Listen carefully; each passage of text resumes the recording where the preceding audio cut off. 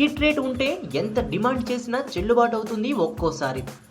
6-7 ఏళ్ల క్రితం ఇలియానా ₹1 కోటి పారితోషికం తీసుకోవడం అప్పట్లో సంచలన వార్తగా నిలిస్తే, ఇప్పుడు 1.5-2 కోట్ల పారితోషికం తీసుకోవడం హాట్ న్యూస్గా నిలుస్తోంది. తాజా సమాచారం ప్రకారం సౌత్ హీరోయిన్స్ రెమ్యునరేషన్ రేంజ్ ₹3.5 కోట్లకు చేరిందని వినిపిస్తోంది.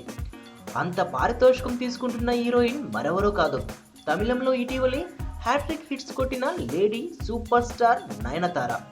విక్రమ్ హీరోగా ఆనంద్ శంకర్ దర్శకత్వంలో నయనతార నటించనుందని, ఈ సినిమాకి నయన బాగానే కోట్ చేసిందని గత 2 రోజులుగా న్యూస్ వినిపిస్తోంది. అయితే లేటెస్ట్ ఇన్ఫర్మేషన్ ప్రకారం ఆ మొత్తం ₹3.5 కోట్లని తేలింది. ఇందులో ఏమాత్రం వాస్తవం ఉందో త్వరలోనే తెలుస్తుంది. ఈ విక్రమ్ సినిమాకి మొదట అనుకున్న నిర్మాతలు ఇప్పుడు మారి, అలాగే హీరోయిన్లు కాజల్, బిందు మాధవ్లు కూడా మారిపోయారు. అలా కాజల్ ప్లేస్ లోకి నయన చేరింది. పెద్ద మొత్తమే పారితోషికంగా తీసుకుంటోంది కూడా. This is our hero.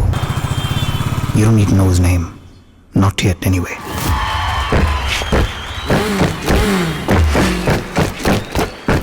Because he seems like a regular guy who likes his friends, his bike and his girl.